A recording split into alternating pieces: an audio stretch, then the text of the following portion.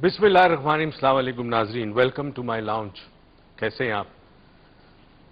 आज एक ऐसे मौजू पे मैं चाहूंगा हम आपसे बात करें और आपकी फ़ोन कॉल्स भी लें, जो कि शायद इस वक्त सबसे ज़्यादा ज़रूरत है इस मौजू पे बात करने की।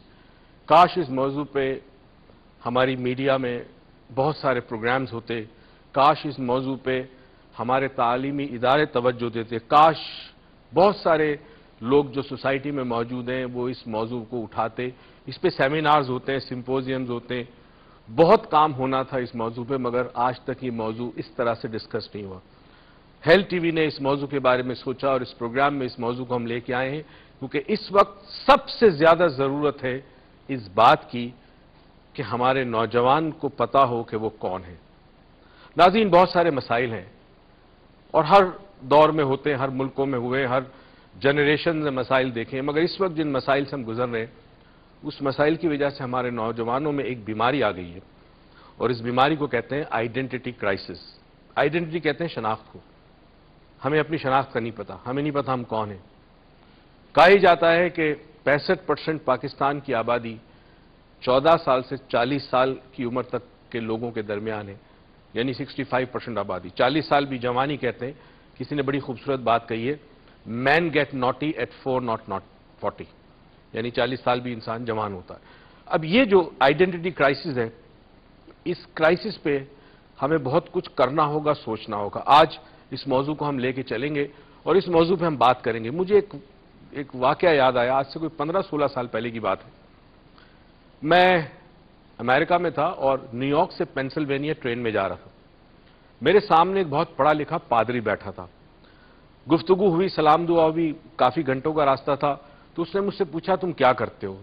मैंने कहा, मैं लोगों के दिमाग ठीक करता हूं।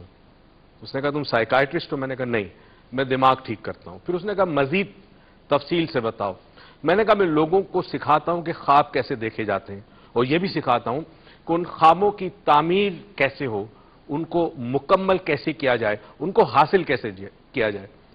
खैर जी, गुफ्तगू के दौरान उसने मुझसे एक सवाल पूछा। उसने कहा, मुझे ये बताओ कि हमारे मुल्क में, नहीं अमेरिका में, वेस्टर्न सिविलाइजेशन में हमारे पास सब कुछ है, आला से आला तालीम है, बेस्ट हेल्थ केयर अवेलेबल है, कम्युनिकेशन है, टेली कम्युनिकेशन है, हर चीज अवेलेबल है, मगर फिर भी हमारा नौजवान जो है वो हाई स्कूल के बाद आगे पढ़ने नहीं चाहता।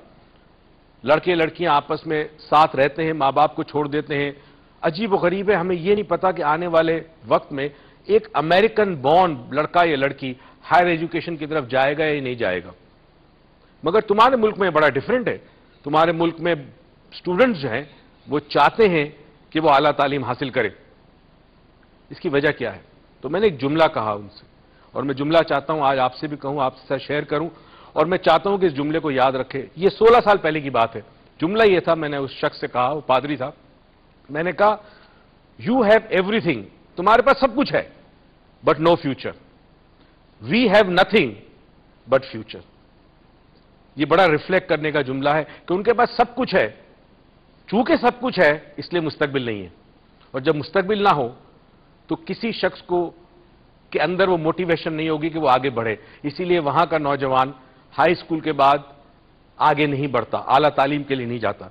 हमारे पास कुछ नहीं है, हमारे पास पानी नहीं है, हमारे पास बहुत सारे मसाइल हैं, मगर फिर भी हमारे पास एक ख्वाब है मुस्तकबिल का।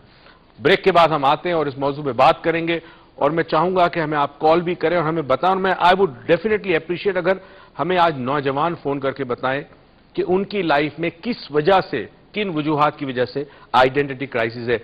Just be back in a minute, थोड़ी देर में वापस आते हैं। Just don't go away, will meet you after the break.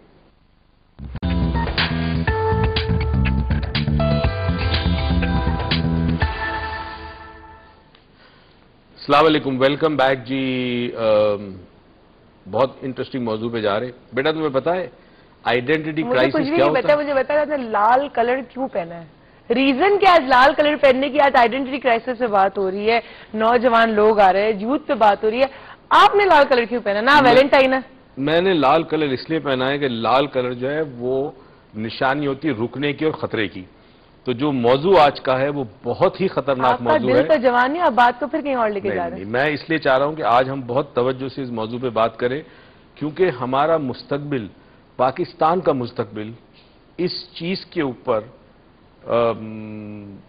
It has nothing to do with your مستقبل, right? نہ میری مستقبل کی بات نہیں کری, پاکستان آپ کے مستقبل کی بات نہیں, تبھی تو لال شرٹ نہیں پہنا نا. چلے پھر میں ریلیکس ان کے مستقبل کی بات نہیں, پاکستان کے مستقبل کی بات تو ہوتا ہی رہے گا. اس لیے کہ ہمارا انحصار جو ہے وہ آج کا موضوع جو ہے وہ آنے والے اگلے 20-30 سال میں ہم کہاں ہوں گے, پاکستان کہاں ہوگا, یہ بڑا امپورٹنٹ ہے.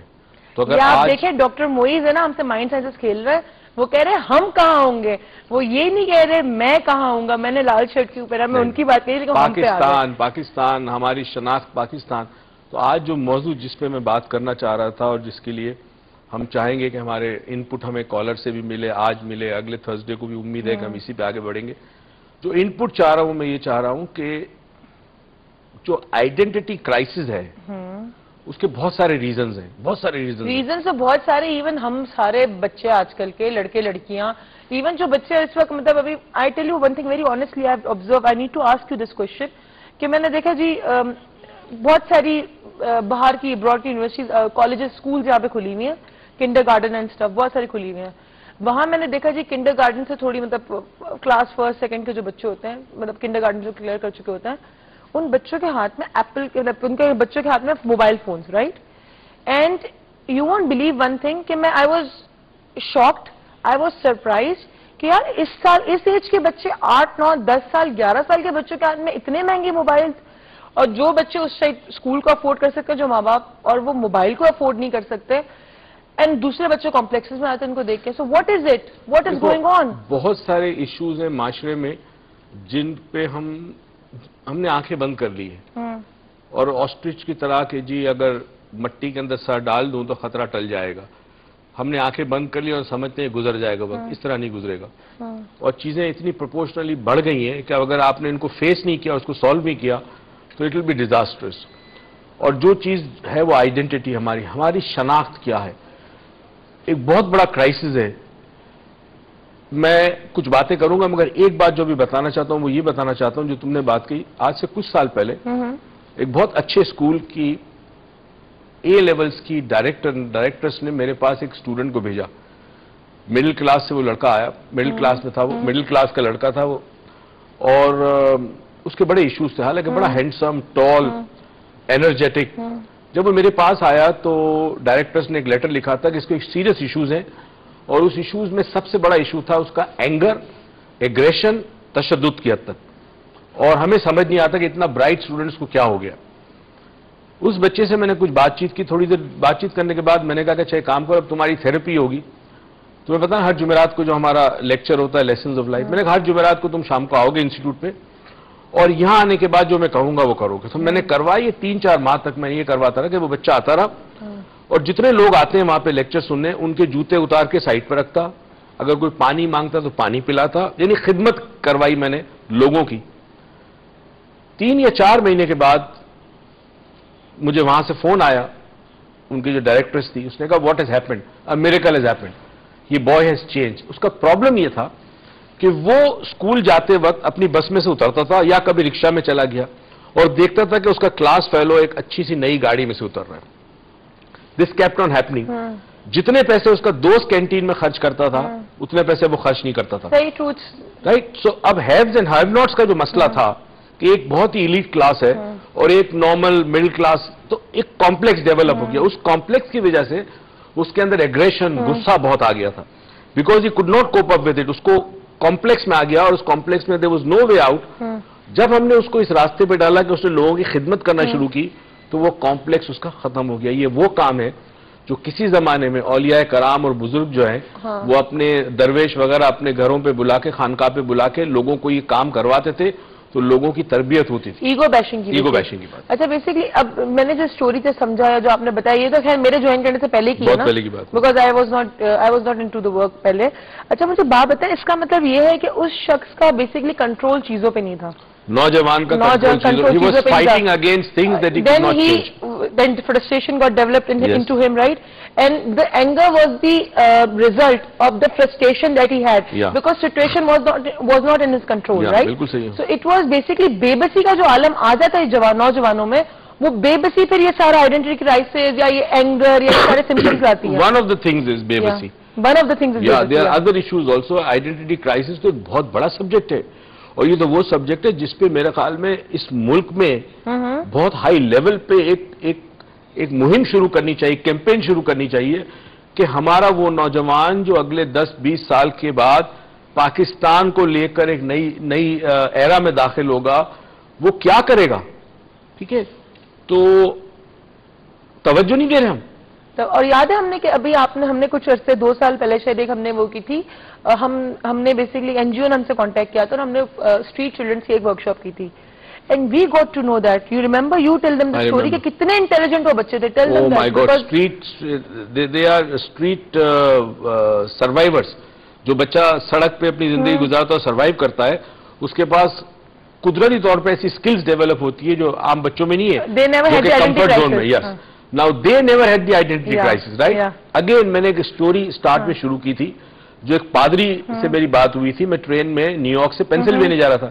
میں نے اسے کیا کہا تھا، تمہارے یوتھ اس لیے انٹرسٹڈ نہیں آگے بڑھنے میں کہ ان کے پاس سب کچھ ہے. سب کچھ ہے. اب اگر ہمارے بچوں کے پاس موبائل فون آ گیا، فری ایس ایم ایس آ گیا، جو ماں باپ سے مانگا وہ مل گیا، تو اب دین دیر از نو فیوچر. سروائیول انسٹنکٹ ختم ہو گئی. اب یہ اسٹریٹ کے جو بچے، جو سڑکوں پہ بچے پلتے ہیں، کچرا اٹھاتے ہیں وغیرہ وغیرہ، ان کے پاس کچھ بھی نہیں تھا سوائے فیوچر کے.